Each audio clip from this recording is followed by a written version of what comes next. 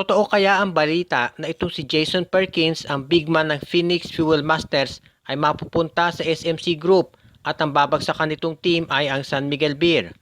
Ang dahilan kasi dito ay yung financial status ng Phoenix Petroleum. Ang Phoenix Petroleum kasi na pagmamay-ari ni Dennis Uy ay nalulugi ng bilyon-bilyong piso dahil nung nagkaroon ng economic slowdown at lockdown, halos walang gumagamit ng petrolyo. At hanggang sa ngayon ay nahihirapan pa rin ang Phoenix na makarecover doon sa kanilang mga utang at doon sa kanilang gastos. Dahil dito, sinabi ng may-ari na si Dennis Uy na gusto niyang kumuha ng mga bagong investors para madagdagan ng pondo ang kumpanya. Yun nga lang, ang isa sa nire-request ng mga investors ay bawasan ang gastos ng Phoenix at syempre kabilang na dyan yung basketball team. Dahil para sa mga investors, ang isang basketball team ay hindi necessary para sa isang kumpanya katulad ng Phoenix. At kung ang Phoenix nga ay mabebenta, ang mangyayari dito, kinakailangan nilang i-trade yung mga malalakas at yung mga high salary players nila katulad dito si Jason Perkins at si Matthew Wright para naman makatipid sila at makabawas ng gastos bago tuluyan na itong ibenta sa ibang kumpanya. At dahil dito, marami ng mga teams na nagkaka-interest dito kay Matthew Wright at syempre kay Jason Perkins nga. At kabilang na dyan ang San Miguel Beer. Alam naman natin kung pinapanood ninyo ang games ng San Miguel Beer na ang rotation nila ng big men ay tatlo lang ang ginagamit ni Coach Leo Austria. Itong si Junmar Fajardo sa center, si Arwin Santos sa power forward at itong si Mawala Tautua, minsan ang kapalitan niya si Junmar, minsan naman si Arwin. Dati ito si Alfonso Gotladera ginamit ni Coach Leo Austria pero ngayon hindi na niya ginagamit. At ito si Bambam Gamalinda ang madalas kapalitan ngayon ni Arwin Santos pero ito si Bambam ay hindi naman talaga inside player at hindi katulad ni Arwin na talaga nakikipagbanggaan sa loob. So kulang ang SMB ng isa pang big man at ito ay sinabi mismo ni Coach Leo Austria at ni Arwin Santos sa isang panayam. So nangangailangan sila ng isa pang power forward at ayon doon sa mga analyst, mukhang fit na fit dyan talaga itong si Jason Perkins. Dahil alam naman natin ang laro ni Perkins ay power forward at pwede din siya na maging small forward kung kinakailangan. At kung mangyayari yan at itong si Perkins ay mapupunta sa San Miguel Beer, mabubuo na yung rotation ni Coach Leo Austria at hindi na nila kinakailangan pang kumuha ng iba pang big man dahil si Mawala Tautua ay pwede na maging sentro. Nagsalita na si Gio Haladon tungkol doon sa mga trade rumors na kumakala tungkol sa kanya. At sinabi ni Gio na kung anuman ang mangyari ay ito ay kanyang tatanggapin. Pero sa ngayon, ang focus niya ay tulungan lamang ang Magnolia Hotshots. Napakaganda ng simula ng Magnolia at sila ay meron ng 3-0 record at marami ang naniniwala na tuloy-tuloy ito hanggat consistent ang magiging laro nila. Sinabi ni Gio Haladon na natuto na siya doon sa nangyari doon sa ligang labas at hindi na raw niya ito uulitin. At ang gusto niyang gawin ngayon ay sundin lamang ang sinasabi ni Coach Chito Victolero para makatulong sa Magnolia. Although ito si Haladon ay talagang nakafocus na sa Magnolia, marami pa rin ang naniniwala na ito ay mate-trade din dahil nagsabi na ang management na open sila sa trade anytime para makatulong ito sa prangkisa. Bago nga magsimula yung komperensya, ang balita ay mate-trade na ito si Gio Haladon para dito kay Greg Slaughter. Sasamahan pa nila ng isang first round draft pick. Iyon nga lang, nakatatlong sunod ng panalo ang Magnolia at si Coach Chito Victolero, syempre, ayaw niyang galawin yung lineup ngayon ng Magnolia dahil maganda ang tinatakbo. Kung bigla mong ipapasok ito si Greg Slaughter, baka masira ang chemistry ng team. Kaya ang gusto muna ni Coach Chito Victolero ay hayaan muna mag-perform ang Magnolia at kung saka magkatalo-talo ay saka na sila gagawa ng trade. Pero hanggang maganda ang ipinapakita ng Hotshots, ayaw niya munang galawin yung kanyang lineup. At syempre dahil ito si Greg Slaughter mukhang maganda pinapakita para sa Northport Batangier, medyo mahirap nang i-acquire yan dahil tataas ang kanyang trade value.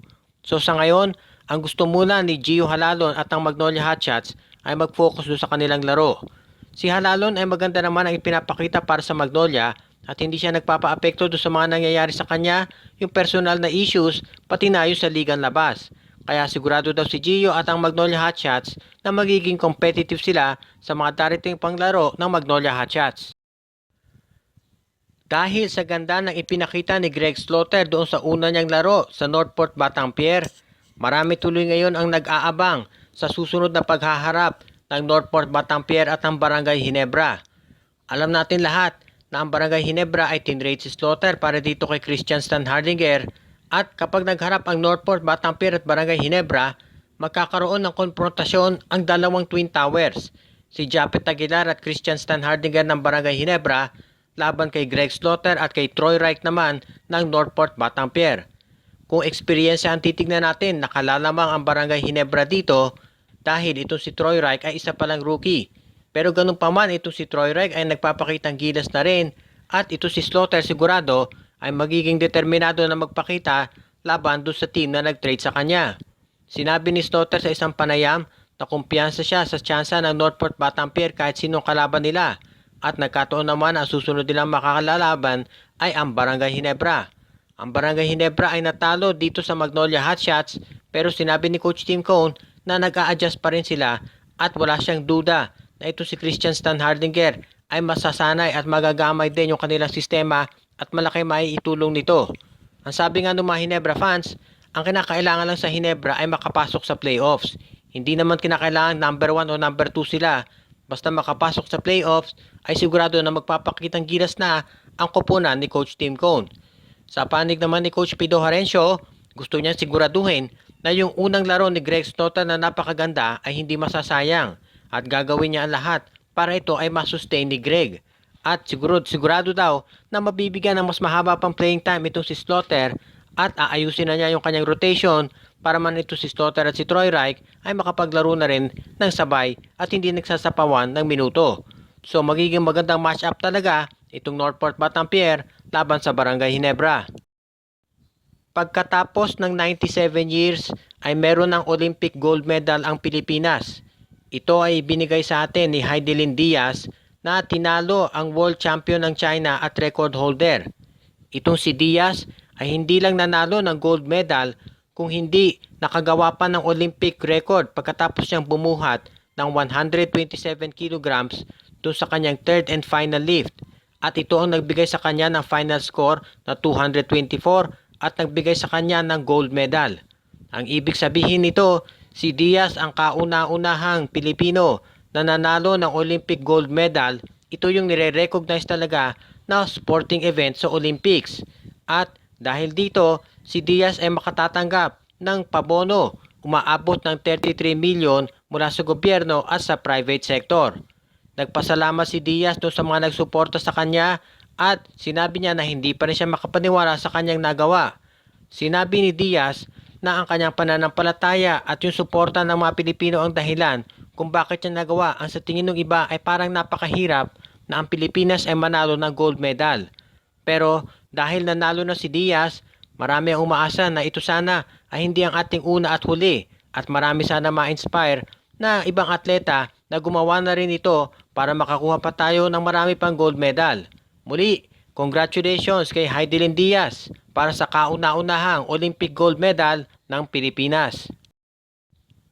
Shout out kay Patrick Unabia, Joshua Giray, Alexis De Terala, JJC Boom, Raymond Amoranto, Clay 13 TV, Scout Ranger, Andrew Anyosa, Luñesa Family, RL Pinoy, Batang Pasaway, Adrian Reyes, Art Castro, Marvin Cruz at Eradat Boys, Joseph Pineda, Mary Jane De Mesa, Dennis, Elena, Laila at Bonbon Lansang, Santillana Family ng Nueva Ecija, Jose Juntilla, Dexter Domer, John Cantos, Brian Andres, Dion Mercado, Jonel Alagon Family, RG Bueno, Raven Banyes at Judy Villarosa.